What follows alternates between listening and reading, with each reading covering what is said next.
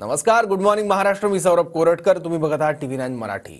संतोष देशमुखांचं कुटुंबीय आणि फडणवीसांची लवकरच भेट होणार आहे. संतोष देशमुखांचे भाऊ धनंजय देशमुखांनी माहिती दिली आहे. आम्ही मुंबईला जाऊ किंवा फडणवीस मस्साजोगला येतील, आम्हाला न्याय हवा, आरोपींना फाशी झाली पाहिजे असं धनंजय देशमुख म्हणाले आहेत.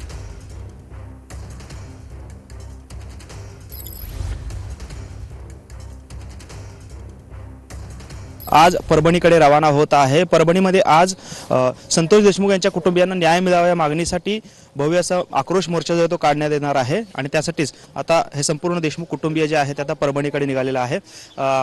धनुभाऊ, खरं तर आज परभणीमध्ये मोर्चा निघतोय, बीडमध्ये मोठा मोर्चा झाला, काय अपेक्षा आहे?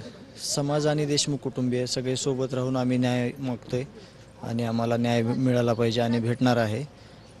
त्यासाठी सगळ्यांच्या भावना आणि यातून सगळे व्यक्त होत आहेत. त्यासाठी हा मोर्चा आहे. खरं तर बीडमधल्या मोर्चानंतर यामध्ये संशयित किंवा त्यांचं नाव गोवलं जात आहे ते वाल्मिक कराड पोलिसांच्या शरण आलेले आहेत. मात्र आणखी 3 आरोपी जे आहेत त्या ठिकाणी शरण आलेले नाही आहेत किंवा ते अजून फरार आहेत. काय अपेक्षा आहे एकंदरीत ह्या 3 आरोपींच्या? त्यांना लवकरात लवकर अटक करण्याची मागणी आहे आमची आणि ते अटक होतील लवकर. यंत्रणा कामाला लागलेली आहे आणि अटक होऊन मग पुढील कारवाई होऊन जाईल. खरं तर अनेक नेते जे आहेत ते येत आहेत, दखल घेत आहेत.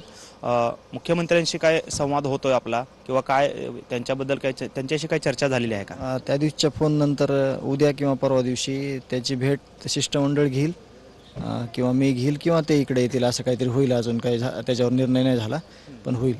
मुख्यमंत्र्यांची भेट होणार आहे आपली? होणार आहे. काय मागणी असणार आहे मुख्यमंत्र्यांची? हीच मागणी असणार आहे. आमहाला न्याय पाहिजे. आमच्या जो माणूस कुटुंबातला